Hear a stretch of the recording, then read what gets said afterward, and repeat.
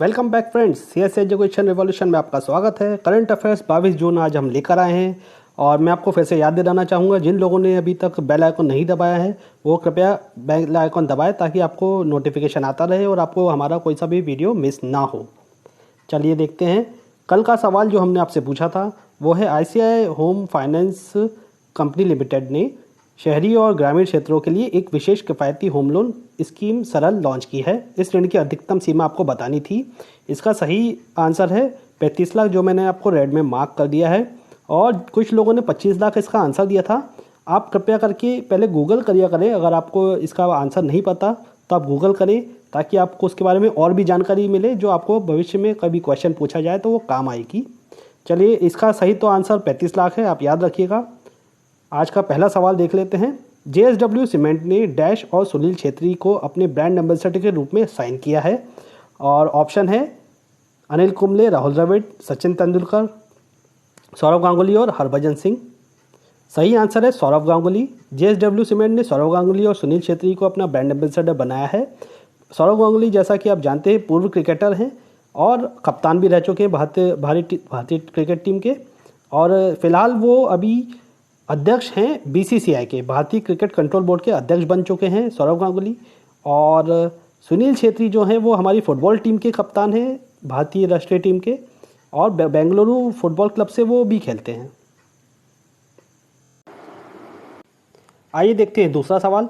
उस व्यक्ति का नाम बताइए जिसे national institute of public finance and policy NIPFP के अध्यक्ष के रूप में नियुक्त किया गया है। NIPFP के एक इकोनॉमिक थिंक टैंक है और जो कि नई दिल्ली और भारत में स्थित है। नई दिल्ली भारत में स्थित है। सही ऑप्शन इसमें से बताएं आप आंसर। उर्जित पटेल, वायरल आचार्य, जनक राज, रघुराम राजन और अंशुला कांत। और सही आंसर है उर्जित पटेल। उर्जित पटेल जो RBI के पूर्व गवर्नर रह चुके हैं, इन्हें NIPFP के अध्यक्ष के रूप में अभी नियुक्त किया गया है और वो अपना पदभार चेयरमैन के पद को संभालेंगे 22 जून से। अब देखते हैं तीसरा सवाल। निम्नलिखित में से कौन सा देश अगस्त 2021 के लिए संयुक्त राष्ट्र निकाय के अध्यक्ष के रूप में कार्य करेगा?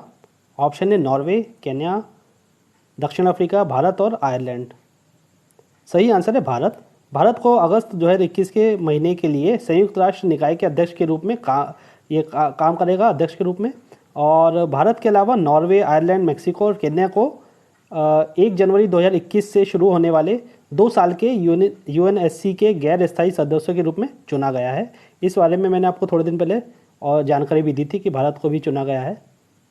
आइए चौथा क्वेश्चन देखते हैं। निम्नलिखित में से कौन सी कंपनी मार्केट कैपिटलाइजेशन की अवधि में $150 बिलियन पर पहुंचकर भारत की पहली $150 बिलियन वाली कंपनी बन गई है?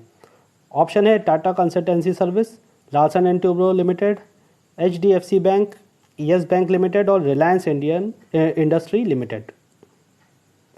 और सही आंसर है रिलायंस इंडस्ट्री लिमिटेड। रिलायंस ने अपने बाजार पूंजीकरण की अवधि $150 बिलियन के निशान तक पहुंच गई है रिलायंस की।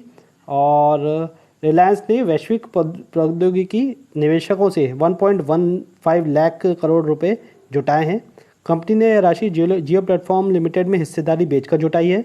वहीं 53,124 करोड़ रुपए उसने राइट इशू जारी हुआ था जो अभी, उससे जुटाए हैं। और रिलायंस पर 31 मार्च 2020 की समाप्ति पर 1,61,035 करोड़ रुपए का शुद्ध ऋण था, जो अब उन्होंने ऋण फ्री कर लिया है, अब मतलब डेट फ्री हो गई। पांचवा क्वेश्चन है, R&D पोर्टल का नाम बताएं जो हाल ही में खान मंत्रालय के विज्ञान और प्रौद्योगिकी कार्यक्रम योजना के लिए शुरू किया गया है। ऑप्शन है साइंस एंड टेक्नोलॉजी योजना फॉर आत्मनिर्भर भारत इन digital advancement, in mining advancement, in artificial intelligence advancement, in power advancement और इन न्यूक्लियर एडवांसमेंट। सही आंसर है भी साइंस एंड टेक्नोलॉजी योजना फॉर आत्मनिर्भर भारत इन माइनिंग एडवांसमेंट।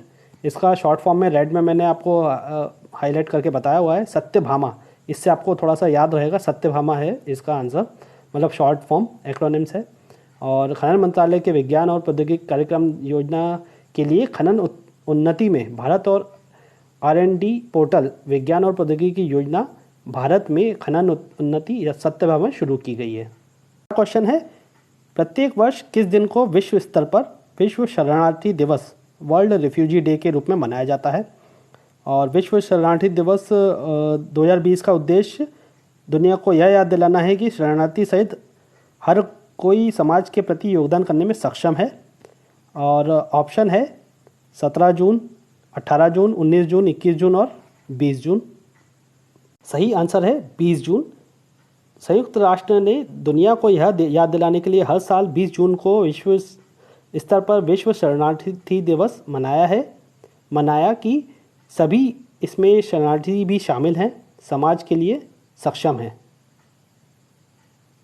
7वां सवाल है, आवास और शहरी कार्य मंत्रालय ने प्रधानमंत्री स्ट्रीट वेंडर आत्मनिर्भर निधि PM स्वनिधि के लिए किस संगठन के साथ एक समझौता ज्ञापन MOU पर हस्ताक्षर किए हैं?